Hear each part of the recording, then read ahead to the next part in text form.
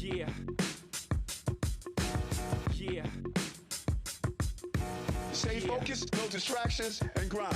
Stay focused, no distractions, and grind. There are only two types of Americans: those who live in New York and those who wish they could.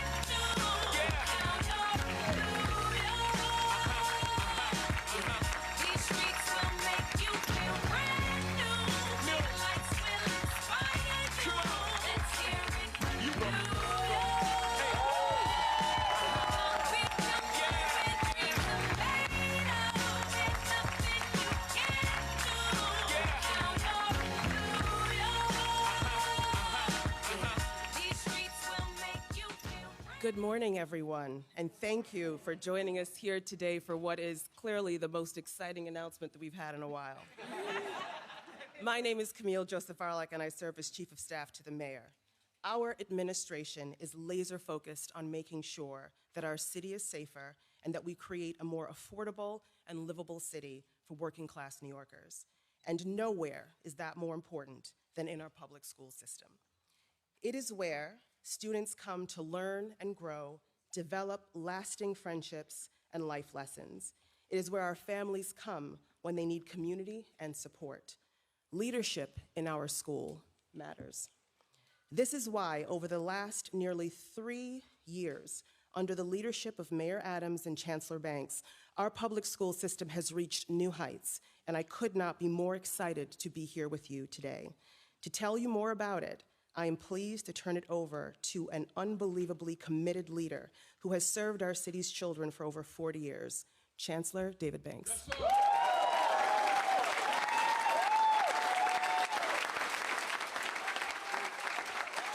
Thank you. Appreciate tonight. Thank you.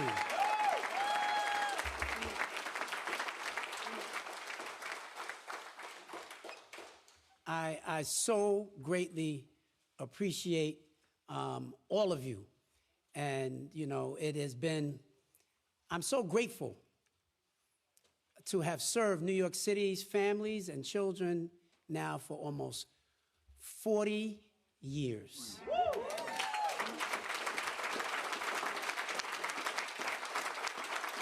You know, I was just talking to my staff the other day, and I had lost track of time. And I asked them on the team, I said, how many years has it been since I started? And they said, almost 40. I said, Lord, I better retire tomorrow.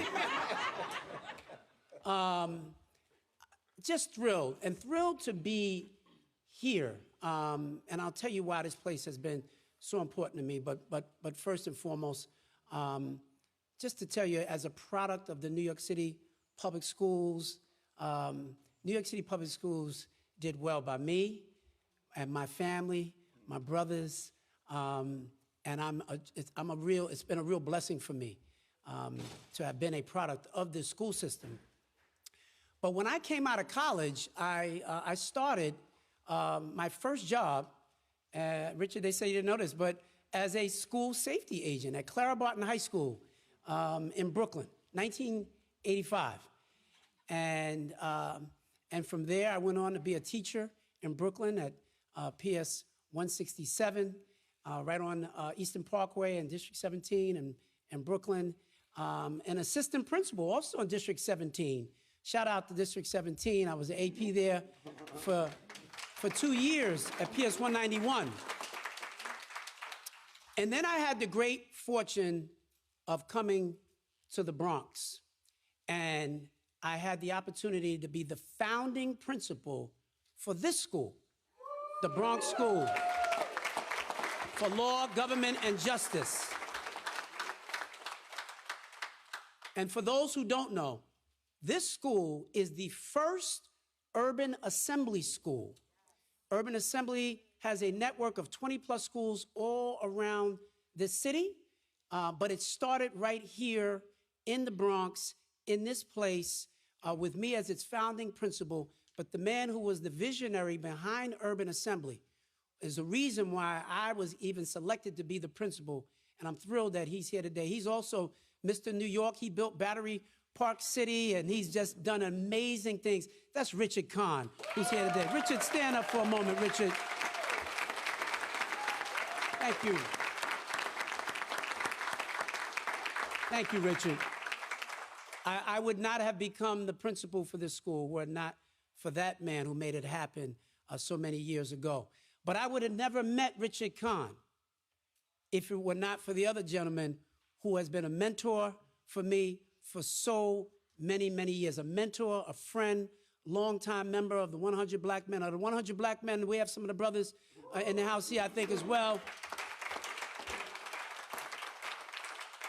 Thank you to the brothers, but a particular note of thanks to someone who leads my Interfaith Advisory Council right now as we're trying to meet this moment to deal with issues of anti-Semitism and Islamophobia and all kinds of hate all around this city. And the man who is leading that work for us, who is the reason why I even met Richard Kahn in the first place, my dear friend and mentor, Reverend Jacques DeGraff. Thank you, Rev. I came to this school, and I had the great fortune of having someone by my side. She was a very young lady at the time, and she was working for Richard. And Richard said, you know, she can help you. She knows the Bronx, and together we became a dynamic duo. And her name, she's not here today, but that was Misha Ross Porter, who went on to become chancellor before I did. And for those who don't know, if you look up at that mural up on the wall there are those of us who played a big role, who were real inspiration behind the school. And there's Richard on the left, and I'm on the right, and the biggest picture in the middle is Misha. But some of the best years of my life were spent working right here in this school. This is where I learned how to become a real school leader. And, you know, my career did not start as chancellor. That's right. I go back many, many years in this system and have impacted the lives of countless numbers of young people and their families. And the lessons that I learned here helped to shape my leadership when I left here, when I went on to lead the work of the Eagle Academies for young men.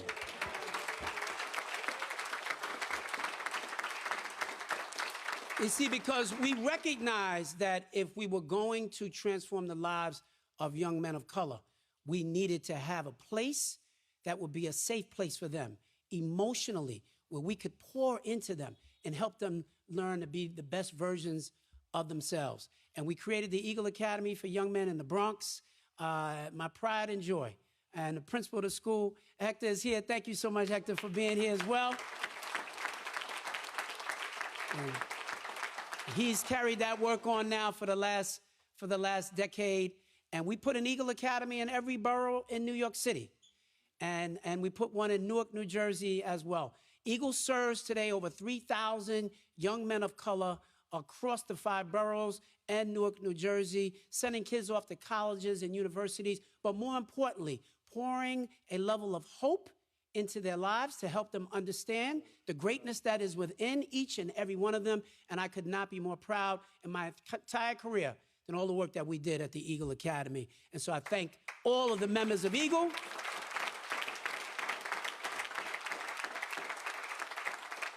And I want to shout out 2 people who are here with me who led this work at Eagle for all those years. Kimma Reed is here. Kimma, stand, please, who was my right hand at Eagle.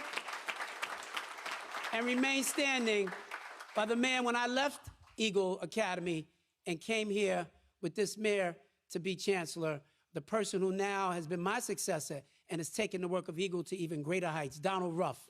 Donald. Thank you, brother.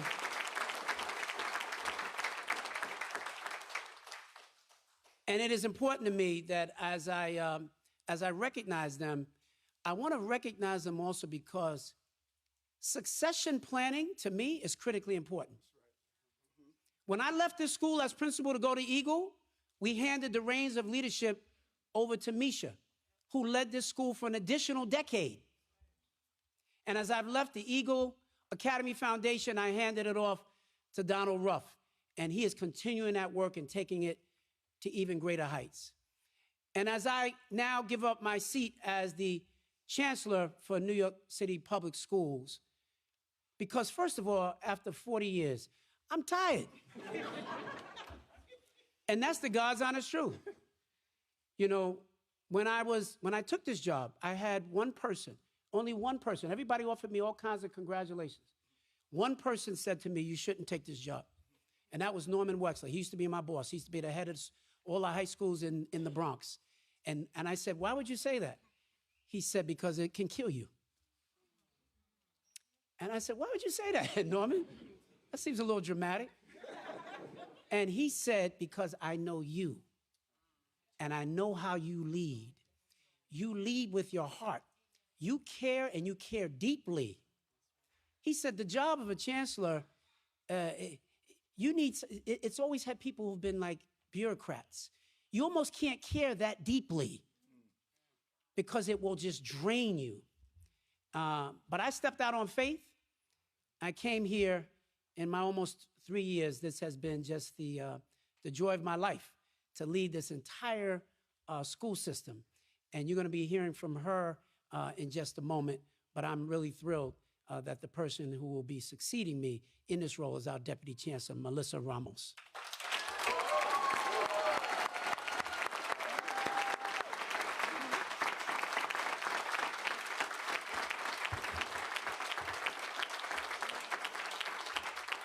Continuity matters, stability matters.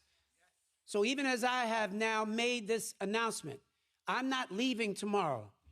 The mayor and I have talked now for the last several months about this plan that I planned on leaving by the end of this calendar year, but making a way for Melissa, who we identified as the person who could do this.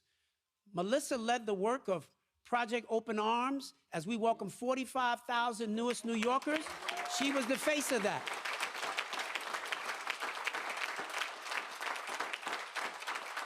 And then she went on to become my chief of staff. And then she got tired of that and she left us. She took a short leave and she went and worked in higher ed. But as the mayor and I had conversation, we said we ought to bring Melissa back as I was making plans for months down the line for my own exit. And so we brought Melissa back as Deputy Chancellor of Family and Community Engagement. And I'm so thrilled that she is going to be in this role. And you'll hear from the mayor in a moment. You'll hear from Melissa in a moment. But let me just simply say, kind of in closing at these opening remarks, serving the children of New York City and their families and all of you, these amazing people who work for us, has been just the joy of my life. My senior leadership team is here with me. Those who are here, please stand. Dan Weisberg, Emma, Donica, Liz, Mia, Kim, Kareen. Come on, Stephen, yeah. Thank you. Thank you, thank you, thank you. Thank you for what you've done. Thank you for how you have supported this work for me. Mark Ramperson is around here somewhere, the head of all things safety, keeping our kids safe. There's nothing more important. He's up there? Yeah. Wow, keeping his eye out on everything. Thank you, Mark. That's my main man right there. And thank you to all the folks from Project Pivot. If you're here from Pivot, because that has been one of the most important. If you're here from Pivot, thank you, my Pivot team. And I know Aaron couldn't be with us today, but Aaron Barnett, who came with me from Law, Government, and Justice, from right here, then went with me to Eagle, then came with me to the Chancellor's office, one of the closest people in the world to me. But thank you to Pivot, because what Pivot represents is how we have brought the entire community into this space. We cannot transform the schools in New York City by ourselves. The entire village has to be a part of that, and that's what Project Pivot has represented. Thank you, bros. And thank you. Last couple of things I do want to say. Somebody who's been so close to me, been here with me for so many years. Her daughter graduated as valedictorian from this school, and then she gave me her son at Eagle Academy, and she travels everywhere with me. She's my special assistant, person who I trust the most, and that is Yvette Crespo. And thank you, Yvette.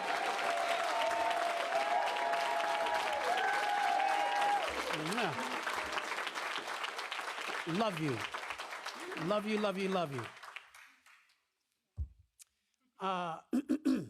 Final thing I will say is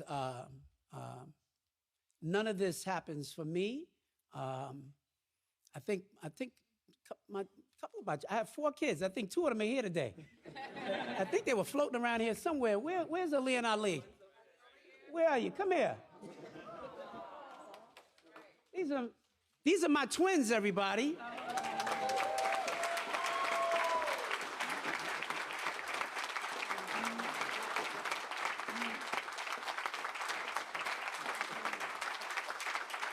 Don't they look good? And I'm so proud of them. Raised 4 children, and each one of them has a college degree, and none of them asked me for money. So I'm a blessed man. Say amen, somebody. Amen. And all of these amazing, wonderful, phenomenal superintendents who lead this work all across this city.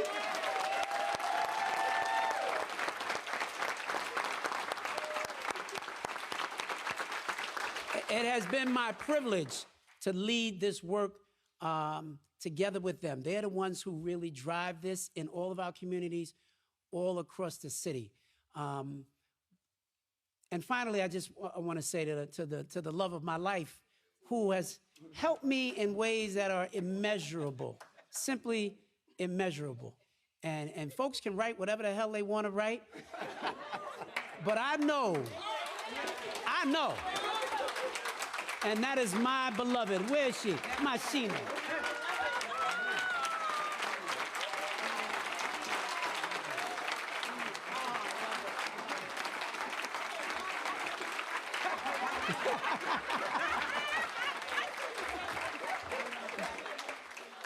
I say all of that to say this in closing. That's right, brother.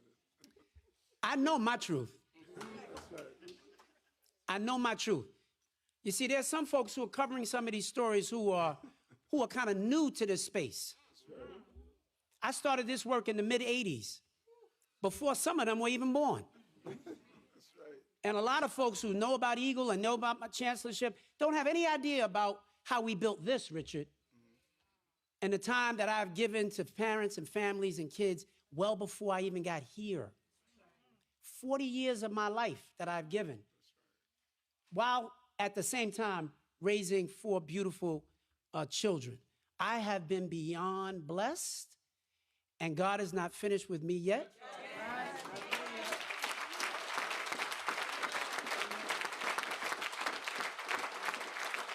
So I thank the parents across the system for entrusting me with their children. I thank the children of New York City, because that's the reason why I'm here and why I've been here and everything that I've tried to give. I've done my best. And you never get all of the things done. You never get all of the things done. But you get a lot done, and you pass on the baton to the next person to continue the race. That's what life is all about. And I just want to say to all the people of New York, thank you so much for the opportunity to serve you. God bless. Yeah.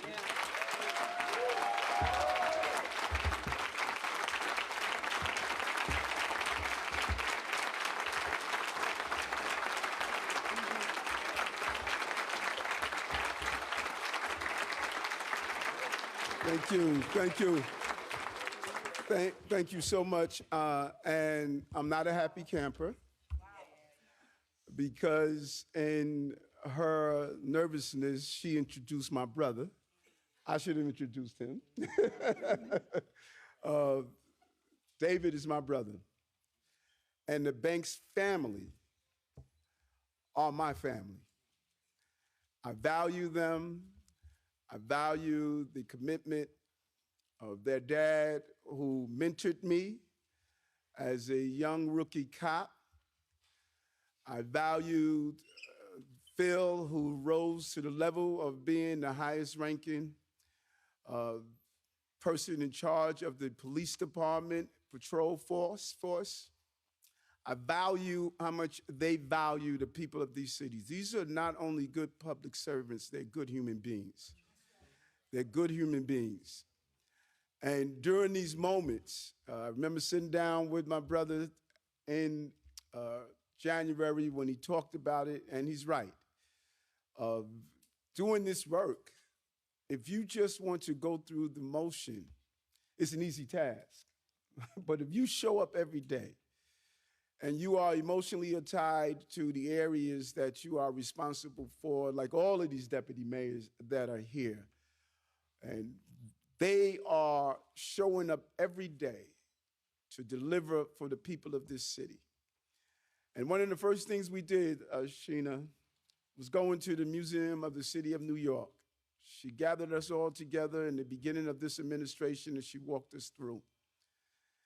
And she showed us the headlines of yesteryears and the problems that people were facing. And how, when we started this journey, we had to start it with the full understanding of the level of commitment, because one day our names were going to be on those walls. And what did we do right? And what did we do for the people of this city? David and I jokes all the time about our books. And trust me, after you read our books,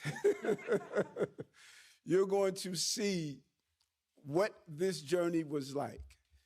You're going to see the unprecedented challenges that my chief of staff, my first deputy mayor, my chief advisors, all of the team, what we had to do.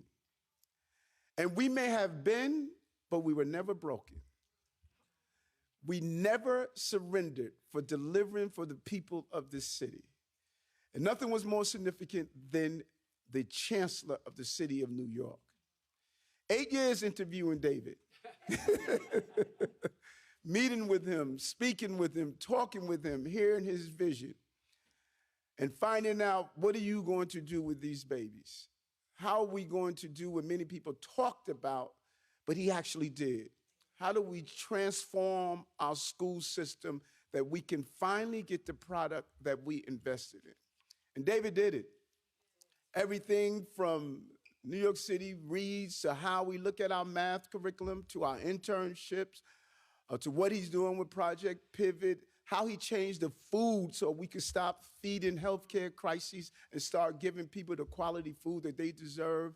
What we did when the sunsetting dollars hit our city during the COVID dollars that were dissipating, how he came up and put in place a system of early childhood education, what he's doing with children with disabilities, what he's doing with dyslexia screening in our schools, what he's doing with placing our children on career paths for the first time. You could go through the list over and over and over again. Brother, you're not going to have enough pages in your book to write every one you have to do. But he showed up every day. He gave it his all. And that's all I ask of him. And that's what he did. And so when we sat down and he decided that, Eric, I want to transition out in December. And we talked about who was going to replace him. And she was at Monroe College. And we asked her to come back and start the process of being prepared. As David stated, transition matters. He didn't wait a month out. He didn't wait 2 months out. he started the preparation ahead of time.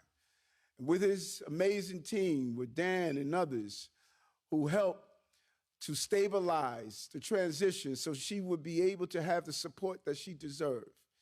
But we wanted to make sure that we had an authentic, organic, real person to fulfill the role that a real person laid out. And we found it in Melissa.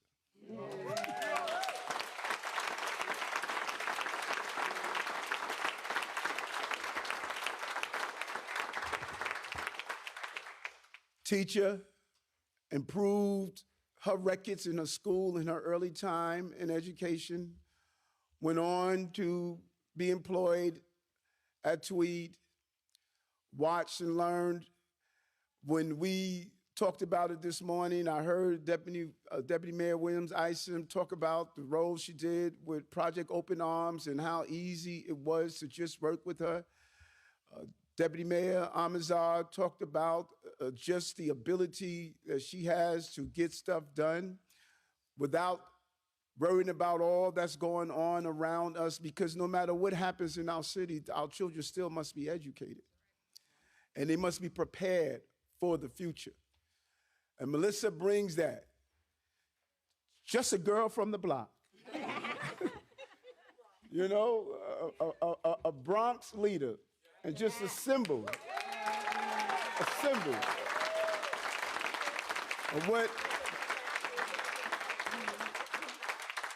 of what good things can come out of not only public school, but comes out of the Bronx. Come out of the Bronx. It was so exciting to be able to sit down and, you know, we were thinking the same thing, you know, of who the next chancellor should be. A real leader that understands how important it is to educate 1 million of our school children. And as the chancellor states so often, this is not schooling, it's educating and preparing our children for tomorrow. 17-year veteran of the public schools and a lifelong educator. She started her career as an English teacher and then going on to serve as an assistant principal, deputy superintendent, and acting superintendent. Then she became, as I stated, an administrator at Tweed, learning the ins and outs and the complexities of running the school system of this size. And currently, she serves as a deputy chancellor for family and community engagement and external affairs. One of the hallmarks of this administration and this chancellor, as I move around, is how parents felt engaged. They felt they can talk with David and communicate with David, and he listened, and his ability to understand what they were going through from his years of being part of this system. She's the highest ranking Latina and Spanish-speaking leader in the New York City public schools.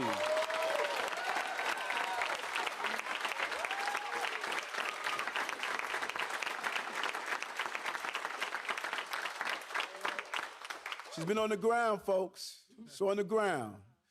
A leader that's on the ground.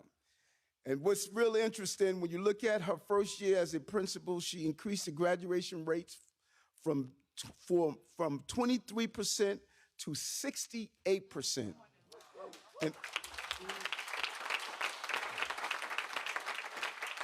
And then in year 2, she increased rates by another 15% for an overall increase in 2 years to 83%. Those early success are testaments of how hard she worked and how she believes in the children of this city. She's the right woman for the right time to continue the success of this administration and the team that stands behind us and beside us and those who are sitting in this seat. We're going to give her all the support she needs to succeed. But there are things we could do as men and as women. But there's also things we can do as those of us who are spiritually connected. We're going to give her our prayers. We're going to pray for her to have the patience and the commitment and the dedication as she continues this pursuit. And we will be here for her to make sure that she's successful in her career as the Chancellor of the City of New York Public School System. I want to introduce you to the incoming Chancellor, Chancellor Melissa Avelis Ramos.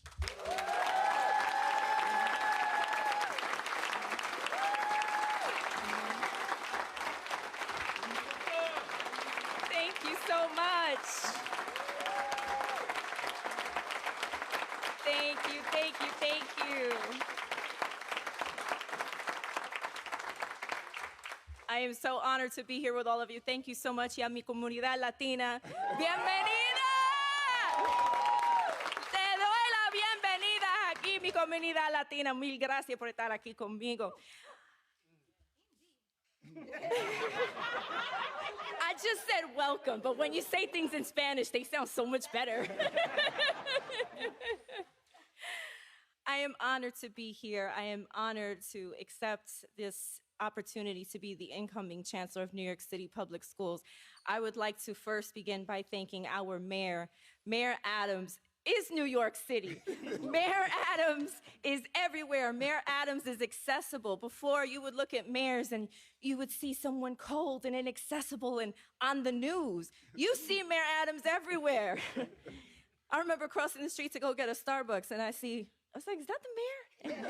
And he goes, Melissa, what you doing now in these streets? I said, I'm getting a coffee, sir. But that's the kind of administration that I'm honored to be a part of. Accessible, real people who are invested in New York City. We don't want to go anywhere else. We want to invest in New York City, and we don't want to invest in the present.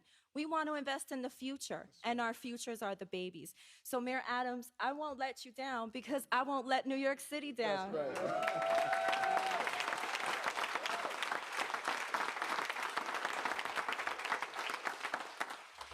And Chancellor Banks could say all he wants that he's tired, but he still has more energy than I do. And my time as Chief of Staff was spent trying to catch up to him with his long strides. But Chancellor Banks, I want to thank you for your leadership, for mentoring me, and for making sure that I see all kinds of leadership in some of the most interesting moments, because that's when leadership shows up. So I want to thank you.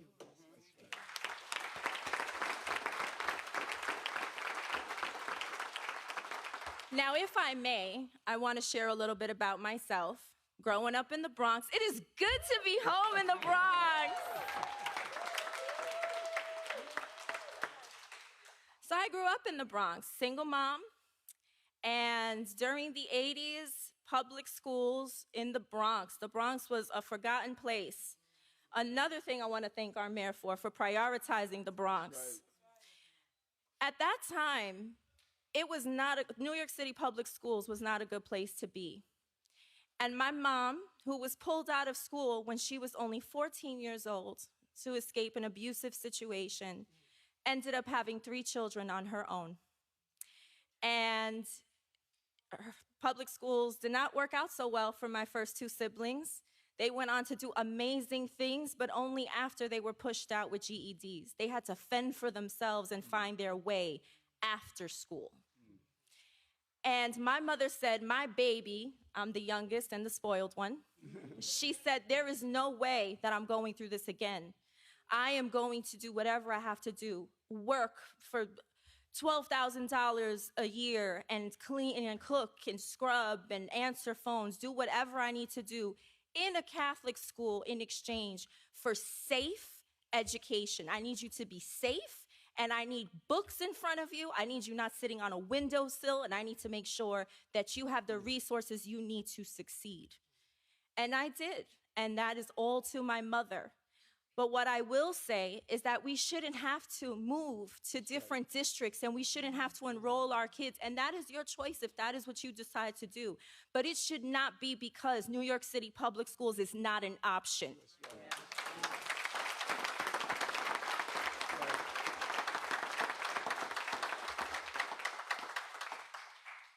And so what I say to you today is that I am fortunate enough to be a part of this administration, but also a mother in New York City Public Schools. I entrust my own child to New York City Public Schools because that is the belief that I have in them. And so what I want for my Anna is what I want for all of my children across New York City. Our parent leaders, our families, our parent coordinators, our safety agents, our school aides, our custodians, you are on the ground with our babies. Now, I'm rolling up here with all these superintendents, and they're amazing. But let's also talk about the work that happens on the ground that those folks do, touching children every single day. And my commitment is to continue to see you and to listen to you and to honor you for the work that you do in service of our children every single day, because you represent my mom and the children represent my own child.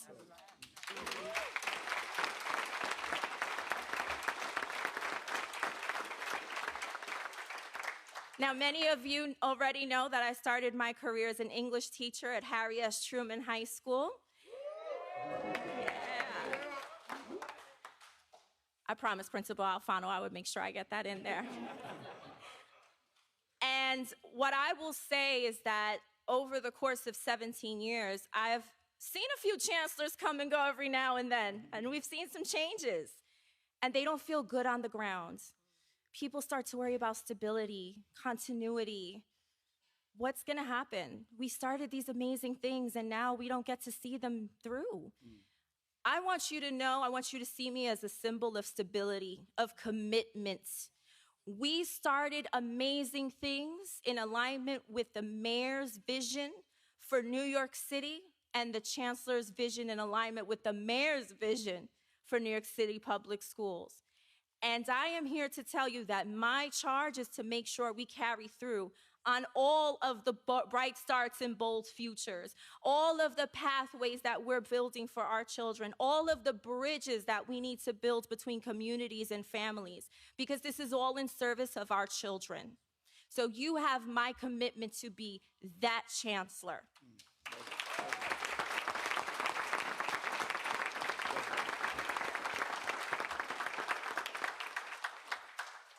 On a final note, I just want to thank the principal here, Principal Johnson. This is a little bit of a full circle moment for me as well. So Dr. Misha Porter actually gave me my first opportunity to be a district administrator in the Bronx.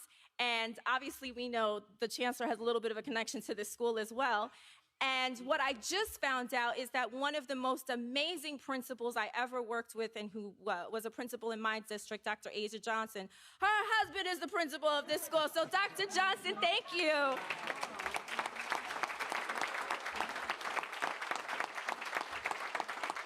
Thank you, everyone, for accepting me and for supporting me. And I have your back, and we're going to get stuff done. Yes.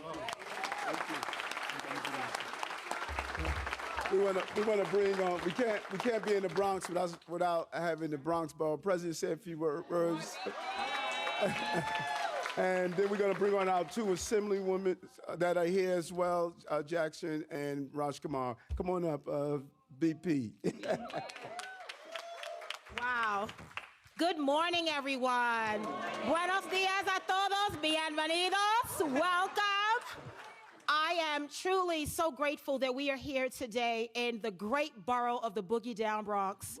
What an honor to be here at Bronx School of Law, Government, and Justice. LGJ, Richard Kahn. This is an amazing school that has cultivated so many leaders and alumni. I am proud to have been a part of not only the building of this school, but working so closely with Chancellor David Banks and our former Chancellor, Dr. Misha Ross Porter, Richard Kahn, and everyone when Eagle Academy was housed here. And then they got their own building on East Tremont and 3rd Avenue. And we talked about young men of color soaring like eagles, looking at the possibilities outside of their neighborhood. That's what today represents. So I am so proud to be here as your Bronx Borough President, and I first want to acknowledge and say thank you to our Mayor, Eric Adams, for your leadership, for your commitment, for being a real friend to the Bronx. The Bronx is no longer left behind. Under Mayor Adams' leadership, the Bronx is no longer left behind. We have opened the South Bronx Learning Academy for dyslexia screening. We have opened the Bard Early College Academy in this borough. We have now opened MS 644, the Bronx Debate Academy, at the Aurelia Green Educational Campus, named after my mentor, the Honorable Aurelia Green. And so I see history here. There has been so many opportunities to really invest in the Bronx, but nothing is greater than under this administration led by Mayor Eric Adams. And to all our deputy mayors and to everyone here, thank you for what you do on behalf of New York City Public Schools and our million scholars and their families and the entire city of New York. I take this moment to recognize my dear friend, and this is an emotional moment, and I'm emotional because I've known Chancellor David Banks for years, remembering when he was here leading the Law, Government, and Justice School with Misha Porter and creating the Eagle Academy, the Eagle Academy Foundation, and all the great work we have done. What an honor to now see you close this chapter of 40 years. Wow, to God be the glory. Chancellor David Banks, thank you. I want to say thank you, Chancellor Banks, for never giving up on the possibilities, for seeing our young scholars as ambitious, bold, courageous, driven, determined, exceptional, fearless leaders that can do anything, that can dream big, that can look at all of us and see themselves. That is why we do this work every day. This work is not a 9 to 5. You have to be called to serve if you understand what your purpose is. I'm not preaching today, but I am just saying that you have to realize as educators that we are called to serve, and we serve everyone no matter what, no matter how they get to us, no matter what language they speak, the zip code they represent, and it was clearly evident during Project Open Arms. And we saw 44,000 of our asylum seekers and children that came into our city right here in the Bronx. And it was under the leadership of our incoming Chancellor, Melissa Ramos, who led the charge to make sure that we were prepared for our new scholars with ELA teachers, bilingual teachers, so that we could accommodate their needs and meet them where they are. That is what this work is about. And so I'm so proud to call Chancellor David Banks a friend, someone who I've watched work on behalf of the Bronx and the city of New York, and I've admired all of the great things you've done. And now as Borough President, I get to support LGJ and our principal, Vernon Johnson. I get to support Eagle Academy and our principal, Hector Velasquez, and all of our schools in the Bronx. That is what this work is about. And so let me also congratulate our incoming Chancellor, Melissa Ramos, a Bronx girl. Melissa from the Bronx, Mayor. Yes, Melissa from the Bronx, from Soundview, starting in 2007 as a teacher at Truman High School. We just reopened the pools at Truman High School, Chancellor Banks, right? Because all of our high schools need to have beautiful pools so our scholars can learn to swim. Understand the vision that we have, folks, and rising through the ranks, teacher, principal at Schuylerville Prep, all of the great things that Melissa has done in the Bronx. We are no longer left behind, folks. And I am excited about moving this chapter forward because guess what? Our children need us. Our scholars need us like never before, and our families. So to every member of the New York City Public Schools family, every part of the village, from our superintendents to our deputies, our principals, teachers, paras, school aides, all of our support staff, to our parents, PTA, parent coordinator. We see you in the back. CEC, we see you. Thank you to our CECs. And the members on panel for educational policy, we see you too. We are all a part of this work.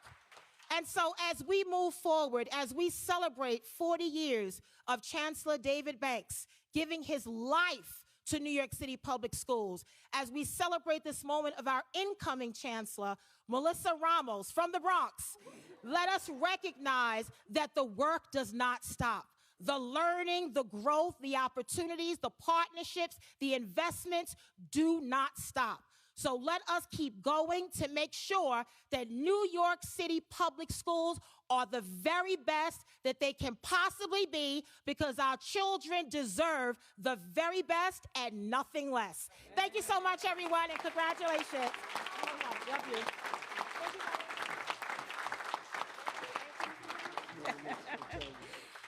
Mr. Mayor, if it wasn't for the Bronx, I had to say it. I just want to remind everyone, hi, I'm Assemblymember Chantel Jackson. Welcome to my district.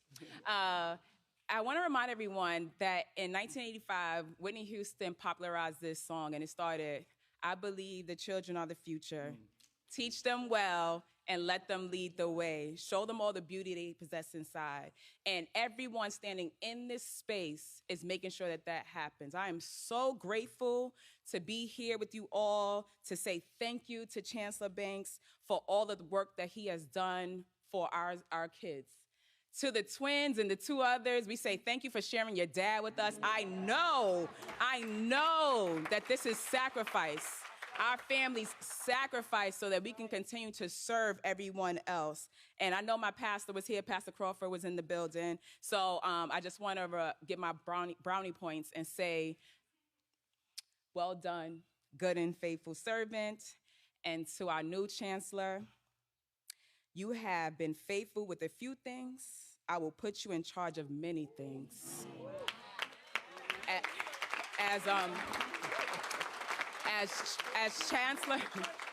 As Chancellor Banks passes the baton on to Chancellor Ramos, I just want to remind her that you should lead with honor and integrity and grit. That's right. All Bronx girlies are resilient. So I know you can weather the storm, and I am so excited to work with you, to support you here in the Bronx and here for the state of New York. Thank you.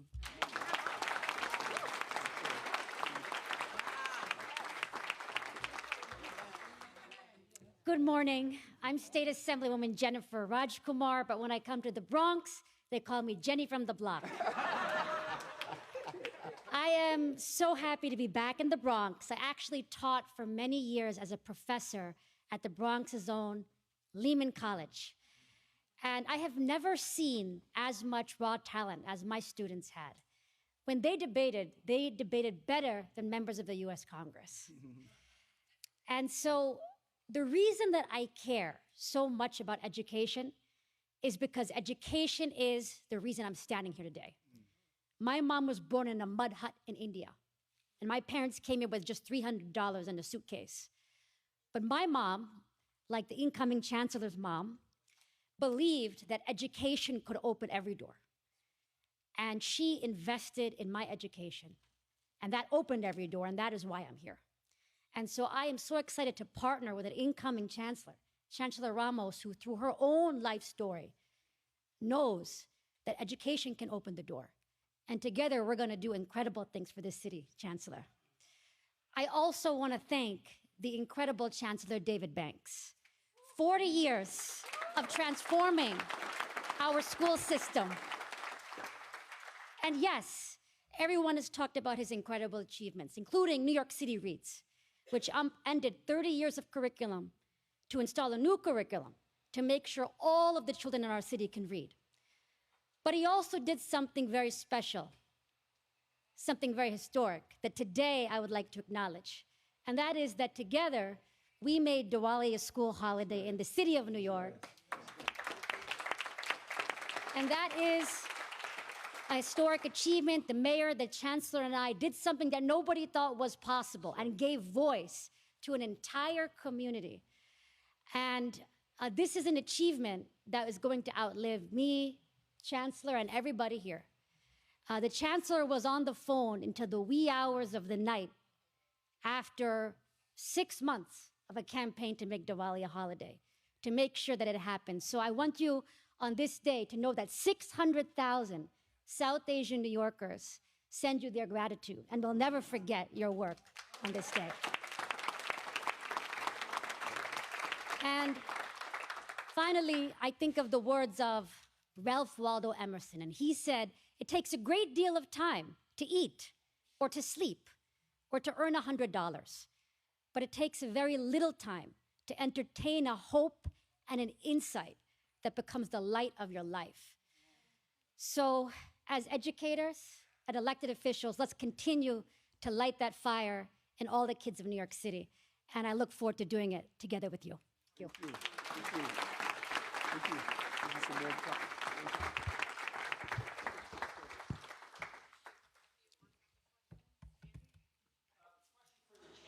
Chancellor? Which chancellor are you talking about? I thought you made clear your staying. Yeah.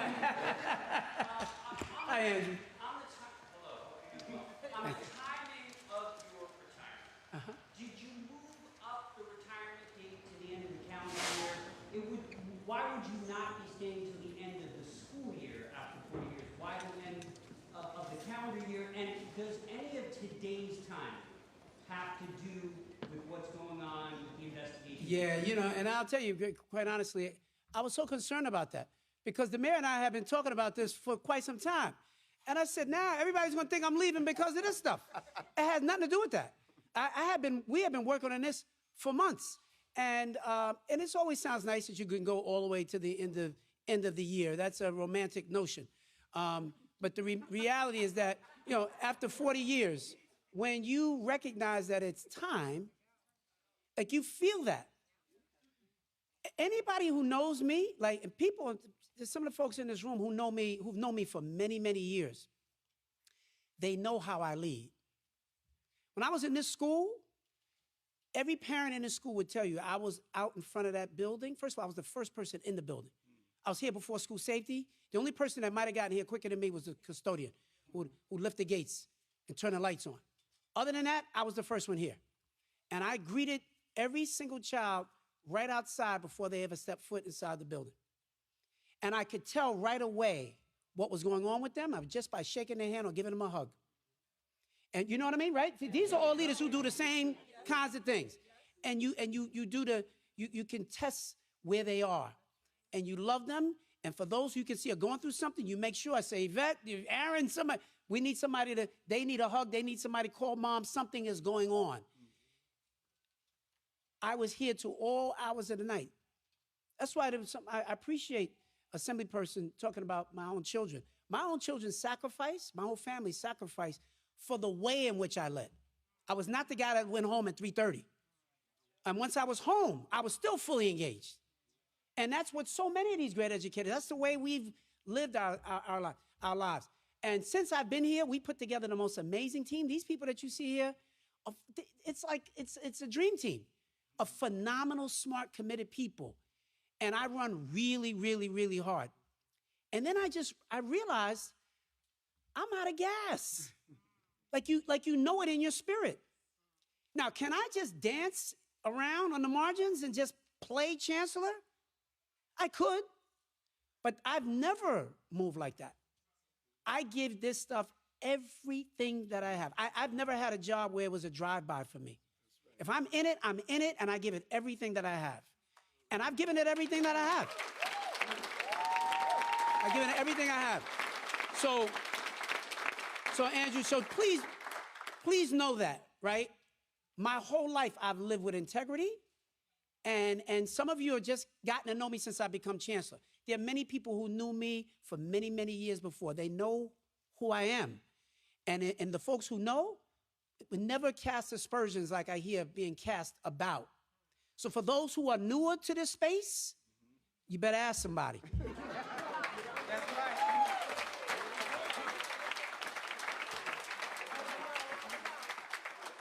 Hold on, we're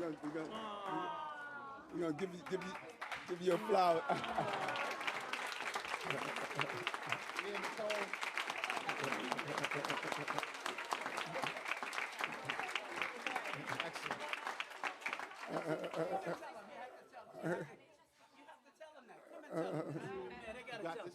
Thank you.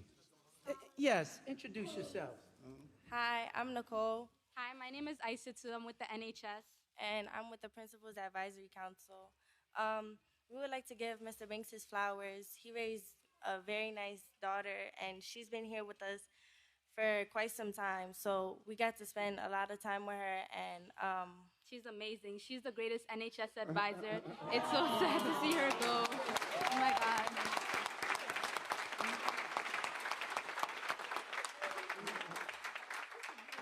She is the backbone of our society. I don't know what we're going to do without her this year. She's been teaching me since 6th grade, and I'm so grateful to have her as my teacher and as a role model. Thank you so much, Ms.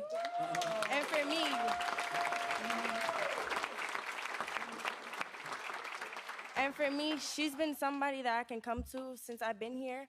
Starting here with COVID, it wasn't that easy for me, but she's been somebody that I can come to and always express my feelings and share what's been going on in the school.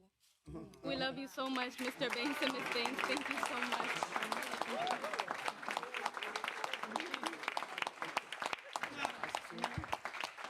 That is a completely unscripted moment. I just introduced my daughter, but what I didn't say was that she followed in my footsteps in education. And after I left here as principal, and Misha was still a principal, Misha hired her as a teacher, and you spent about a decade here. She just recently left at the beginning of this school year, but you see the impact that you even hear from the mouths of all these young people. Nothing could make me prouder as a dad than to see my daughter carrying on the values that I poured into her and that she's pouring in.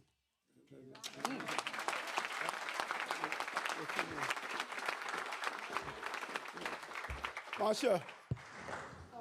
Chancellor Banks, I want to ask you a question. I know that you said that you are not leaving because of what's been going on in terms of the grades and everything, but I wonder, are you leaving the chancellorhood with any regrets, things that you wish you could have accomplished that you didn't, and things that you'd like to see the new chancellor take over because you want to see them come? I appreciate that, Marsha. First of all, I just want to thank you and so many other members of the press who have really been really good to me. I've done my best to try to be open and authentic and transparent. And I've enjoyed many times on your show, and I want to say thank you so much.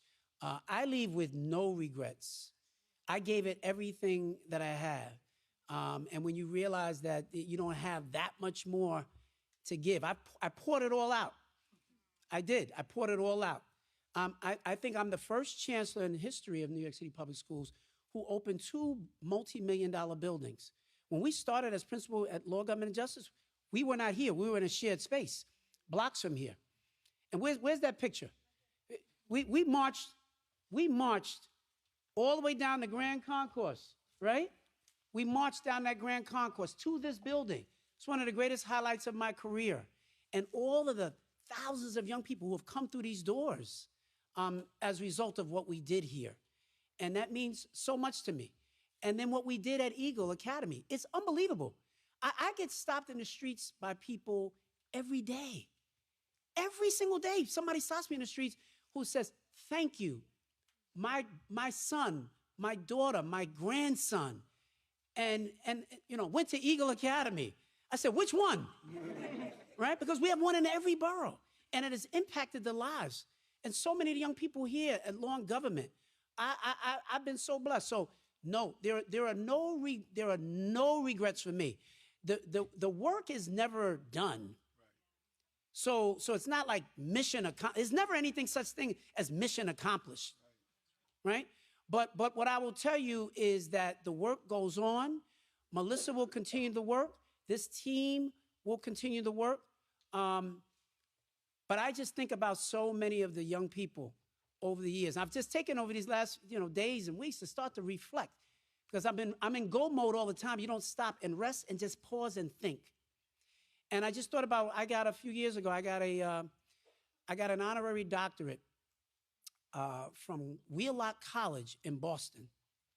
And on the day that I received my honorary doctorate, I stood on the stage at the graduation, and somebody from the Board of Trustees, somebody from the faculty, they flank you, and the president of the university now talks about all the things that you've done. And before she could even get going, 3 young men from Eagle Academy were graduating on that day from Wheelock. I knew that. She invited me to say, you know, we want to recognize you for your work that you've done, particularly at Eagle. And before she could even get started, the 3 young men stood up in an audience of about 3,000 people at their graduation and said, out of the night that covers me, black as the pit from pole to pole, I thank whatever gods may be for my unconquerable soul. They recited the poem Invictus, which I recited last week at the State of the Schools address. Every young man that goes to Eagle Academy knows that poem. They recite it every single day. It's part of who they are. It's a poem of resilience. Many people were writing articles. Was that poem about the challenges that you're facing right now? Again, you have to understand the totality of who I am. I have thousands of young people who recite that poem each and every day. One of those young men who graduated stayed in Boston, and he went on to work at a big communications firm. Another one went and joined the Peace Corps in Africa. And the third one went and pursued a dual master's PhD program at Purdue University. Every one of those we would consider a huge success, right? Donald Ruff at Eagle Academy went and ran the numbers. Each one of those 3 students was considered not college ready by New York City Public Schools. Why? Because all we do is measure success by what score you got on a math test and an ELA test. The system is fundamentally flawed. That's part of what I'm trying to say. There are some periodicals and others who think the only thing that matters is what did you do with your scores? And I'm here to tell you, these young people matter. They're more than scores. They are more than scores. And they have so much to offer. We have to make sure that they know that they have the basics. So we are working really hard at doing that. It does not turn around overnight, but I'm confident that the roots that we have laid, you know, are strong, and that Melissa and the team will continue to drive that work toward continued success. No regrets. Yes, Jillian. Hi. Here's a question, I guess, for you and for the incoming chancellor. Congratulations. How do you envision the next 3 months going? This is a bit of a longer lead time, I think, than we usually get for somebody in like a chancellor or commissioner level. Right. You're already working at Tweed, obviously. How do you envision sort of your next 3 months going? That's a great question, Jillian.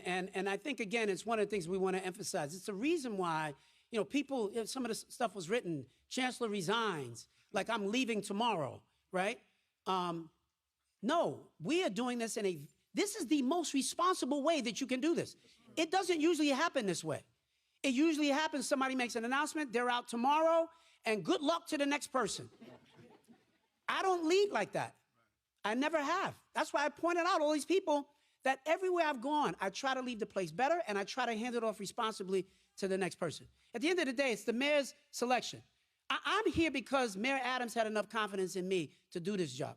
I was not thinking about becoming the chancellor.